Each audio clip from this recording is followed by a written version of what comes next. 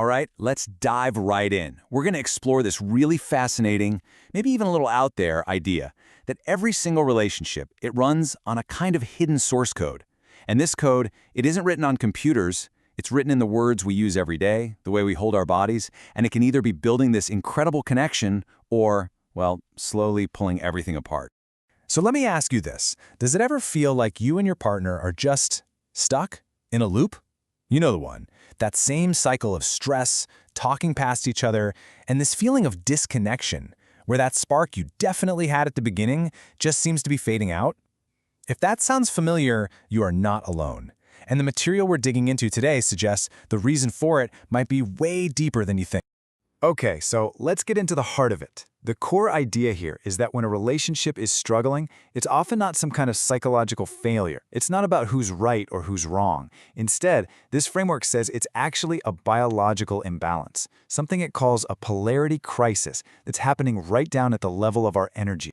Now, this is where it gets really interesting. Look at how this breaks down these two energies. On one side, you've got masculine energy. Think action, doing, stress. It's literally associated with the hormone cortisol, our stress hormone. And then on the other side, you have feminine energy. This is all about flow, just being receptive. And it's linked to oxytocin, the bonding hormone. The theory goes that when a woman, out of stress or just modern life, shifts too far into that masculine doing mode, it throws this whole natural polarity out of whack. And that can cause our partner to either pull away or even start competing. And, well, this is the result. When that energetic balance, that magnetic pull is gone, the attraction just starts to fade. The relationship stops feeling like it's thriving, and it shifts into what's called survival mode. This is where both people are just, trying to get through the day, basically operating from a place of defense. So if that's the problem, what on earth is the solution? Well, this next part is the big aha moment of this whole theory. It puts forward a pretty radical idea that we can actually influence our own biology, maybe even our DNA, just by changing the language we use. Get a load of this quote. It comes from a source who's only referred to as the architect, and it's really the core claim of this entire framework. It's saying our words aren't just describing how we feel, they are actively programming our biological reality, for better or for worse. So you might be wondering, how could that even be possible? Well, the framework gives it a name: epigenetic engineering. Now, epigenetics itself is a real scientific field.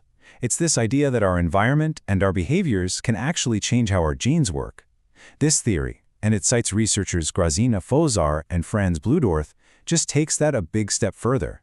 It proposes that our words act as one of those inputs, that they carry frequencies that can literally influence which genes get turned on or off, either pushing us toward stress or guiding us toward healing and connection. So here's how that negative loop actually plays out.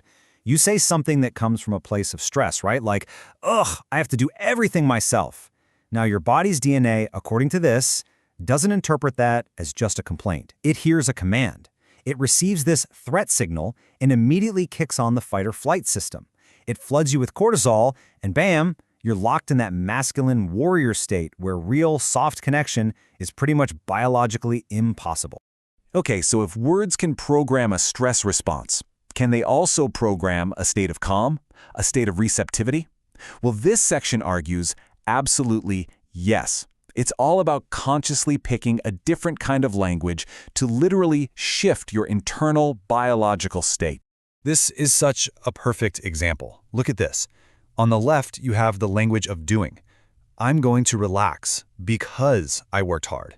See how the relaxation has to be justified? It has to be earned through action. It's still tied to stress. But now look at the right, the language of being. This is a direct command to your body. I am sinking. I am safe. These phrases, they don't ask for permission. They declare a state of being. And that is what's said to flip the switch on your parasympathetic nervous system, your body's built-in rest and recovery mode. But, of course, it's not just about the words we say out loud, right? This framework argues that our bodies are speaking a language of their own, all the time.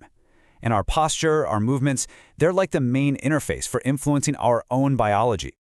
The source here suggests we adopt what it calls the feminine code of movement. So instead of those sharp, linear, hurried movements, which basically scream war to the nervous system, it suggests embracing circularity, like swaying your hips, slowness, which signals there's no immediate threat, and openness, literally unclenching your jaw, opening your hands, relaxing your shoulders. All of these signal safety and trust to your own body. And check this out. Here's a super simple exercise you can do to physically anchor this feeling before you even say a word. Just try it. 1. Drop your shoulders. Let that tension go. 2. Soften your belly. Stop holding it all in. 3. Tilt your head just a little, which is this universal sign of non-aggression. And 4. Lower the tone of your voice.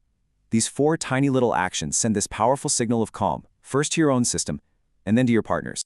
Okay, let's get super practical now. This final section is basically a transformation dictionary. We're going to look at 5 common communication mistakes that lock us into that manager role and 5 simple corrections that can shift you into the muse role. First one, shifting from a command to an invitation. You need to take out the trash. I mean, it's a directive, right? It can immediately trigger resistance. But saying, I would love it if the kitchen was fresh, that expresses a desire. It gives him a mission, a chance to make you happy, which activates that masculine instinct to provide, not just to obey. All right, next up, moving from the martyr to the queen. We've all said it. Never mind, I'll just do it myself. But what that's implicitly saying is, you're incompetent. It's actually a power play. Now compare that to, I can't do this alone, I need your help. That is an act of vulnerability. It makes him feel needed, it makes him feel capable, and it invites him to step up and be the hero instead of the failure. Oh, this is a classic one. Attacking with a you never statement, like you never listen, just puts him on the defensive immediately. But sharing your own experience, I feel lonely, is impossible for him to argue with. It's your truth. And then adding, I miss you, wow, that transforms what could have been an attack into this powerful, powerful invitation for connection. The energy of hurry, that's just pure cortisol. And when you project that stress onto everyone else with, hurry up, we're going to be late, you just create chaos. The source material suggests regulating your own nervous system first. Saying, I'm feeling rushed, takes ownership. And then, let's take a deep breath together. That invites your partner into a state of shared calm. It creates coherence instead of conflict. And finally, from control to surrender. You know, micromanaging how something is done, it sends one very clear message. Your way is wrong, my way is right.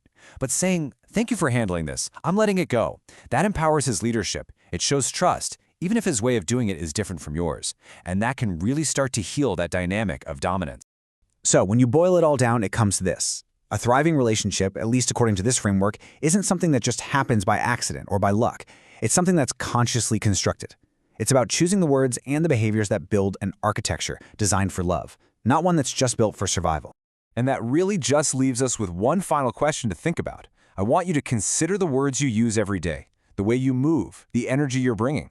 What is the source code that you are broadcasting to your partner, and maybe just as importantly, to your own body every single day?